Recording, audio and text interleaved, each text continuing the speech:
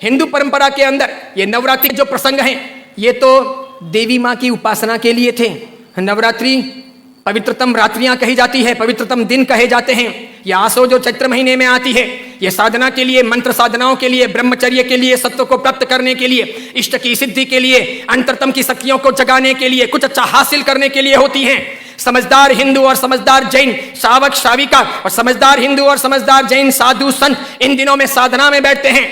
मौन रहते हैं, ब्रह्मचर्य का परिपालन करते हैं और आगे बढ़कर के शक्तियों को साधते हैं। उस जमाने में देवी माता की आरती करना, घट स्थापना करना, देवी माता को रिझाना और पुरुष एक तरफ महिला एक तरफ, महिलाओं की जगह में पुरुष की जगह में देवी माता को बीच में रख करके मात्र उनके हाथ से गरबे लें और इस प्रकार उनकी भक्ति करें, यह परंपरा थी नवरात्रि की।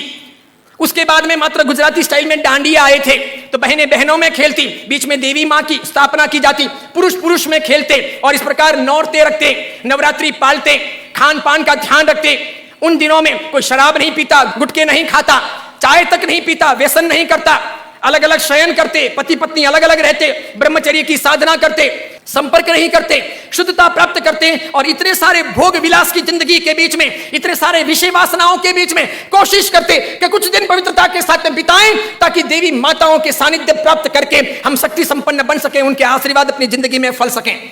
गरबे गए, फिर डिस्को आया, नाना प्रकार के धुनें आई, नाना प्रकार के गायक आए, कई कंपनियां, कई संस्थाएं इसमें कूदी, कई सारे लोगों ने धन कमाना शुरू किया, छोटे बड़े ये डांडियों के अलग अलग कार्यक्रम होने लगे, सब लोग ललचाने लगे। देवी माँ एक तरफ रह गई, देवी की साधना एक तरफ रह गई, नवरात्रि की पवित्रता एक तरफ रह गई, घट स्थापना एक तरफ रह गई, गरबे लेने का भाव एक तरफ रह गया, आरती और देवी माँ को रिझाना, मातृ शक्तियों को प्रेरित करना, ये सब एक तरफ रह गया। आज डांडिये खेलने वालों में से किसको पता है कि साधना क्या है, ब्रह्मचर्य क्या है, ये क्यों है नवरात्रि, इसका हेतु क्या था, इसका रीजन क्या था, ये क्यों खेलनी चाहिए या नहीं खेलनी चाहिए, तो क्यों नहीं खेलनी चाहिए। मेरा ही नहीं, भारत के कई सारे अखबारों का, कई सारे समाजविदों का, कई सारी अन्य सामाजिक संस्थाओं का ये सर्वे वर्षों से रहा है, समय समय पर किया जाता रहा है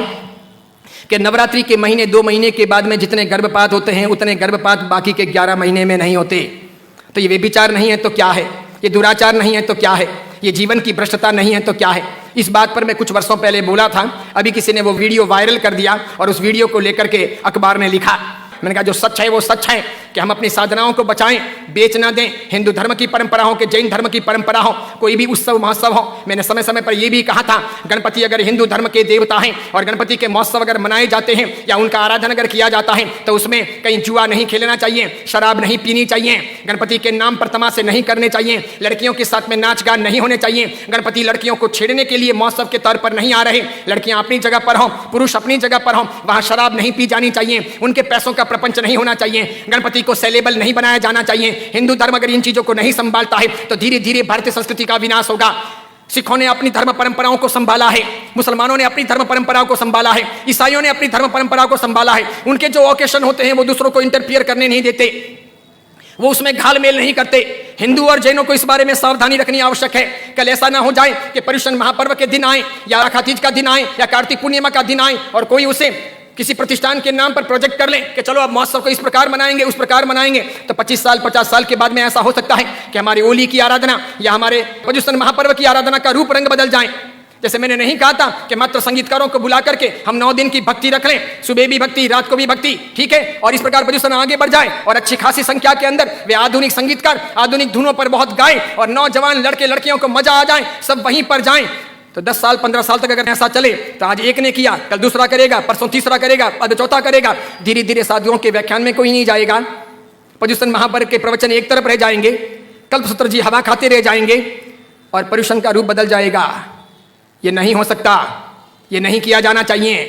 मैं इसलिए कह रहा हूं कि मेरी जिंदगी तो बहुत छोटी है, मैं तो कल दुनिया से चला जाऊंगा, लेकिन भगवान के शासन की परंपराएं नहीं मरनी चाहिए, हमें उन्हें जिलानी होगी। हमारे बच्चों को ये पता नहीं, उनको तो क्या है, नाचना गाना कूदना घूमना फिरना अच्छा लगता है, उन्हें सामाजिक प्रतिक्रमण ना अच्छे लगे, बिना पंखों के रहना उन्हें ना अच्छा लगे, लेकिन जरूरी यह है पर्युषण महापर्व की पूरी प्रक्रिया, उसकी साधना की सारी व्यवस्था समझी जानी चाहिए और इसीलिए हर बाबत के अंदर सावधानी आवश्यक है।